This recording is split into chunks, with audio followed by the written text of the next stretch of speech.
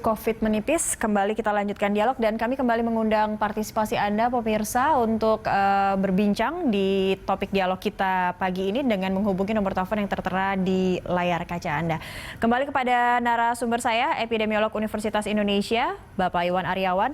Pak Iwan, kita lanjutkan, ini antara saat ini kalau kita berbicara kapasitas atau okupansi dari rumah sakit ataupun bed rumah sakit, khususnya rumah sakit rujukan COVID begitu, ini antara pasien positif tanpa gejala dengan yang bergejala baik ringan, sedang maupun berat, ini seharusnya jelas tidak pemisahannya, atau mungkin yang tidak bergejala seperti apa seharusnya, tidak usah isolasi di rumah sakit khusus atau seperti apa? Diluruskan, dipertegas, dikelirkan lagi begitu mungkin Pak untuk saat ini. Semua orang yang terinfeksi COVID itu akan mengalami gejala berat yang perlu dirawat di rumah sakit. Nah, tapi orang yang sudah terinfeksi COVID itu kan perlu diisolasi ya, perlu melakukan isolasi. Nah, itu mereka bisa isolasi, amannya sih mereka isolasi di tempat yang memang ditunjuk untuk melakukan isolasi ya, sehingga bisa diawasi. Tapi jangan di rumah sakit, karena itu mereka akan memakai tempat tidur rumah sakit yang lebih diperlukan oleh orang dengan yang gejala berat gitu ya. Baik. Nah, sedangkan nanti yang gejala berat yang butuh rumah sakit, ya itu yang kita rawat di rumah sakit. Ya, itu yang bergejala. Kalau yang tadi, yang tidak bergejala sebaiknya seperti apa, Pak, untuk treatmentnya begitu? Ya, jadi kalau yang tidak bergejala itu harus isolasi mereka. Oke. Ya. Nah, isolasinya itu, ini memang yang jadi dilema isolasinya gitu ya. Kalau DKI Jakarta kan pernah mengatakan bahwa isolasinya harus di tempat yang ditunjuk oleh Pemda. Sempat juga jangan di rumah sakit atau tapi di rumah saja, tapi khawatir akan ada klaster keluarga begitu. Iya. Memang idealnya itu di tempat tertentu, bukan di rumah yang bisa diawasi ya. Itu idealnya. Tapi apakah cukup atau tidak gitu kan? Karena terakhir kan nggak cukup ternyata kalau semua mesti masuk ke tempat isolasi yang ditunjuk. Sehingga kan balik lagi isolasi di rumah gitu kan. Nah, ya kalau isolasi di rumah ya harus betul disiplin. Gitu ya. Ya harus disiplin, harus juga memang isolasi di dalam kamar sendiri gitu, tidak kontak dengan anggota keluarga, minim lah kontak dengan anggota keluarga yang lain gitu. Oke, itu yang ideal dari isolasi untuk pasien yang memang tanpa gejala. Kalau mengingat kuota atau kapasitas dari rumah sakit kita, khususnya rumah sakit COVID, sudah semakin menipis begitu ya Pak ya? Betul. Oke, apa yang kira-kira mungkin bisa direkomendasikan dari para epidemiolog terkait fasilitas dari ruang isolasi kita yang ada sekarang ini? Karena nampaknya isolasi yang tadi Bapak katakan menunjuk tempat khusus, tapi jangan di rumah. Ini sudah mulai banyak yang ditutup karena melihat jumlah juga sudah katanya menurun begitu. Ya. Nah, jadi yang penting sebetulnya dari awal kita cegah supaya tidak terjadi penambahan kasus ya. Balik lagi yang kita sudah ngomong berkali-kali, kita harus lakukan protokol kesehatan 3M yang benar gitu kan. Nah, kemudian kalau ada orang yang terkonfirmasi positif tanpa gejala gitu kan. Nah, mereka juga mesti punya kesadaran lah untuk melakukan isolasi sendiri gitu ya. Karena sekarang ini kalau semua mesti diawasi, kelihatannya tenaga kesehatannya nggak cukup untuk mengawasi semuanya kan. Betul. Ya, jadi kita mesti punya dia dan masyarakatnya mesti punya kesadaran bahwa mereka harus isolasi supaya apa? Supaya nggak menularkan gitu kan. Iya. Nah, itu yang ya selain tempat tidur juga perlu dialokasi dengan benar ya. Artinya nggak semua pasien COVID perlu dirawat di rumah sakit kan. Kalau yang nggak perlu ya mereka dirawat atau mereka ditempatkan di tempat isolasi yang bukan rumah sakit gitu. Rumah sakit untuk yang memang butuh perawatan di rumah sakit, sehingga nanti penggunaan tempat tidurnya lebih efektif gitu. Baik, baik. Ini istilahnya jadi tepat mengisi kuotanya begitu ya untuk saat ini ya, Betul, Pak Iwan ya. Pak Iwan, ada lagi tidak mungkin rekomendasi untuk pemerintah jika memang keadaannya amit-amit rumah sakit atau fasilitas kesehatan akhirnya kolaps juga karena kita tinggal 2.000 bed loh ini. Apa yang mungkin ada fasilitas publik lainkah, mungkin hotel yang bisa disulap menjadi rumah sakit darurat khusus untuk ICU atau seperti apa? Mungkin ada rekomendasi seperti itu, Pak? Iya bisa. Jadi itu kan rumah sakit tetap harus terus dipantau ya. Kalau sudah mesti ditambah ya bisa dibuat rumah sakit darurat, hotel yang dijadikan rumah sakit atau tempat lain yang dijadikan rumah sakit. Hanya mesti disiapkan juga tenaganya ya. Oke. Tenaga kesehatan. Kembali lagi tenaga bukan kesehatan. masalah ruangan aja kan. Betul.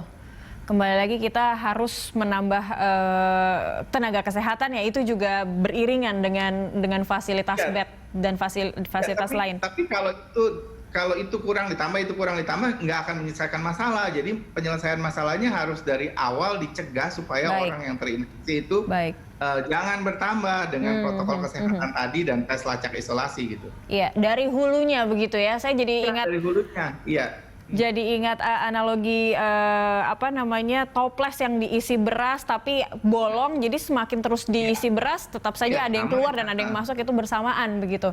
Baik, tapi apa yang kira-kira yang harus mungkin disiapkan oleh pemerintah saat ini atau mungkin Satgas COVID saat ini sebelum kita menuju ada penambahan yang lebih tinggi lagi, jangan sampai kita pecah rekor lagi begitu dengan kondisi yang sekarang, apalagi Desember akan ada libur yang lebih panjang lagi. Apa yang perlu dipersiapkan, Pak Iwan? Jadi yang perlu dipersiapkan, kalau usulan saya dan beberapa teman-teman epidemiolog, itu kita kurangi lah libur panjang gitu ya. Jadi kita libur sesuai dengan yang sudah ada. Jadi jangan ditambah lagi seperti kemarin gitu kan. Yang sudah ada saja sudah 2 minggu lebih nampaknya untuk Desember. Iya, karena kalau ditambah itu kita nggak bisa kalau libur itu suruh orang di rumah, orang dengan jenuh sekarang mereka cenderung untuk pergi kan. Ditambah lagi diskon hotel, penerbangan dan segala macam gitu kan. Itu satu. Yang kedua, jadi mulai dari pencegahan dari hulunya. Yang kedua tadi protokol 3M itu harus diketatkan lagi karena ini udah turun nih ya. Nah, itu harus diketatkan lagi. Dan kemudian ya tadi rumah sakit ya kita harus pantau ya. Sampai titik tertentu memang harus disiapkan rumah sakit darurat gitu ya. Baik, jadi mungkin yang bisa direkomendasikan long weekend ini harus dipertimbangkan, dievaluasi lebih lagi begitu. Kalau mungkin bisa memungkinkan mungkin bisa dikurangi begitu ya untuk jumlah long weekend dan memperhatikan seperti apa kondisi dari rumah sakit sekarang. Iya. Oke, itu tadi kita berbicara cadangan atau berjaga-jaga jika rumah sakit rujukan COVID ini memang mereka sudah kehabisan kuota atau kehabisan tempat. Rumah sakit lain apakah ini bisa sebaiknya ditunjuk kembali untuk membantu atau menjadi rumah sakit rujukan atau seperti apa, Pak? Sebelum kita melompat atau berpindah pada fasilitas publik yang sebenarnya tidak khusus, tidak punya persyaratan sebagai rumah sakit. Iya, jadi kita harus petakan rumah sakit yang ada dan kita lihat mana yang bisa digunakan untuk merawat pasien COVID ini. Dan kalau perlu, beberapa rumah sakit bisa kita buat ya sudah sebagai rumah sakit COVID saja, nggak terima pasien yang lain. Kenapa? Karena kan masalah dalam pasien COVID ini mereka kan harus di ruang isolasi ya. Ya, harus di ruang isolasi, kemudian harusnya sirkulasi udaranya juga tidak sama dengan sirkulasi udara pasien yang lain, jadi kan repot. Nah, kalau satu rumah sakit kita jadikan rumah sakit COVID, kan karena yang dirawat penderita COVID semua, jadi kan sama, lebih banyak tempat tidur bisa tersedia gitu dengan cara itu. Oke, itu yang sebenarnya belum kita miliki atau belum kita lakukan saat ini atau seperti apa, Pak? Karena rumah sakit rujukan COVID ini pun tidak 100% hanya merawat COVID begitu, bukan? Ada, saya nggak hafal, tapi di Jakarta ada sih nggak banyak rumah sakit yang memang sudah dikhususkan untuk merawat pasien COVID saja gitu. baik. Berarti mungkin yang saya tangkap rekomendasinya bisa kita melihat kondisi nanti akan seperti apa. Kita harapkan tidak ada pertambahan lagi yang sampai menyebabkan kolaps. Baik, tapi kalau bisa direkomendasikan dengan rumah sakit yang memang betul-betul dedicated untuk pasien COVID, itu akan lebih ideal, begitu Pak Iwan? Iya, betul. Oke, baik. Lalu kalau untuk daya tampung dari rumah sakit saat ini sudah seperti apa ya Pak Iwan? Saya nggak hafal angkanya ya, karena minggu lalu itu kan dari Direktorat Pelayanan Kesehatan Kemenkes memaparkan dalam satu seminar gitu ya. Nah, itu kalau di Indonesia, saya nggak hafal angka pastinya. Kalau di Indonesia itu kan 50% bed terisi ya untuk COVID. Nah, kemudian maksudnya dari bed yang dialokasikan untuk pasien COVID 50% terisi ya. Tentunya nggak sama setiap provinsi. Ini posisi minggu lalu itu yang paling tinggi memang bed occupation rate-nya Jawa Tengah sih, bukan Jakarta sebetulnya. Oke. Ya, tapi yang tinggi itu Jawa Tengah, Jawa Timur, Jakarta itu termasuk yang tinggi-tinggi, meskipun Jakarta bukan yang nomor 1 ya.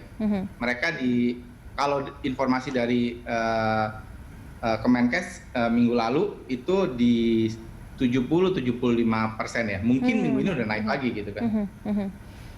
Ya, ini artinya tidak hanya jadi masalah untuk pusat begitu ya, daerah ini pun masih berkejaran dengan kapasitas atau okupansi fasilitas rumah sakit mereka. Bukan masalah Jakarta aja, karena Jawa Timur, Jawa Tengah juga mempunyai masalah yang sama. Oke. Nah, kalau Anda melihat mungkin dari teman-teman epidemiolog juga, masalah yang sama masih terjadi tidak sih di daerah, bahwa daerah ini masih belum secara terang-terangan atau betul-betul transparan bahwa mereka membutuhkan fasilitas kesehatan khususnya untuk penanganan COVID ini secara transparan begitu?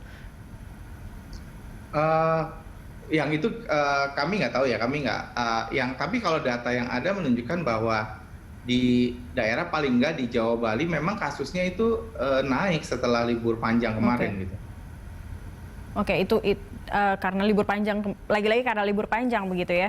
Tapi artinya kita pantau bahwa kalau kita lihat libur panjang kemudian dalam 2 minggu kasusnya naik gitu ya. Dan pola ini sebetulnya berulang dari yang sebelumnya udah ada gitu. Kalau melihat ada libur biasanya ada pertambahan kasus di 2 minggu kemudian begitu. Iya, kita udah lihat dari waktu Idul Fitri, Idul Adha, kemudian yang libur panjang yang 1 Muharram kemarin, sama itu polanya gitu. Jadi kita waktu ini juga sudah prediksi akan naik, dan ya ternyata betul naik gitu ya, meskipun kita nggak berharap naik sebetulnya. Oke, baik. Kalau kita berbicara soal fase begitu, Indonesia sendiri seperti apa sih realnya begitu, Pak Iwan? Apakah kita sudah mencapai puncak dari fase 1 seperti yang diperkirakan oleh kebanyakan ahli atau epidemiolog di Desember, atau kita masih belum juga sampai ke puncak untuk di bulan ini? Kita ini masih terlalu dini untuk bilang bahwa kita sudah sampai puncaknya ya. Masih terlalu dini juga.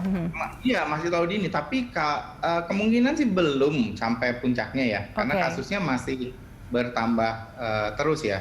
Kalau menurut prediksi kami sih memang puncaknya belum tercapai kalau kita dalam kondisi seperti sekarang ya. Artinya intervensi kita tidak membaik seperti sekarang aja, business as usual. Itu puncaknya belum tercapai. Mungkin puncaknya baru tercapai di Februari atau Maret gitu ya. Di Februari, baik. Itu masih puncak fase 1 begitu ya? Iya, kita belum lewat gelombang 1. Ya. Semoga ini semakin menyadarkan masyarakat bahwa jangan bosan-bosan untuk menerapkan 3M yang benar, dan pemerintah juga melakukan 3T yang tepat begitu ya. Terakhir mungkin singkat saja Pak Iwan, solusi yang paling tercepat, paling efektif dan paling efisien yang bisa dilakukan oleh pemerintah, khususnya pemerintah pusat untuk DKI Jakarta, jika kita melihat kita bersiap begitu, waspada bed ICU COVID menipis ataupun fasilitas kesehatan untuk penanganan pasien COVID semakin menipis untuk DKI Jakarta, harus apa? Ya, jadi yang pertama kita mulai dari hulu ya, kita harus cegah supaya orang tidak tertular. Nah itu sebetulnya kita udah tahu semua, kita harus lakukan protokol kesehatan. Yang sekarang 3M, yang sekarang mulai kendor nih, itu harus dilakukan dengan baik. Nah kemudian kita harus lakukan, ini tanggung jawab pemerintah, tes, lacak, dan isolasi, ya supaya orang-orang yang sudah terinfeksi itu tidak menularkan ke orang lain, bisa diputus rantai penularannya. Kemudian kita harus pilah memang pasien yang butuh perawatan rumah sakit dan yang butuh isolasi. Yang masuk ke rumah sakit itu yang memang butuh perawatan rumah sakit. Nah, yang berikutnya adalah kita juga harus mewaspadai ya, di mana kalau rasio antara bed dan pasiennya sudah kritis, itu harus segera menyiapkan rumah sakit lain tambahan. Oke. Nah, seperti itu sih. Ya, baik. Jangan sampai mepet, jangan sampai berkejaran, tapi harus sudah tersedia sebelum terjadi. Sedia payung sebelum hujan, ini sedia bed sebelum ada penambahan pasien lagi. Baik, terima kasih banyak Pak Iwan Aryawan, epidemiolog Universitas Indonesia telah bergabung bersama kami pagi ini di Morning Talk. Sehat selalu. Ya, terima kasih.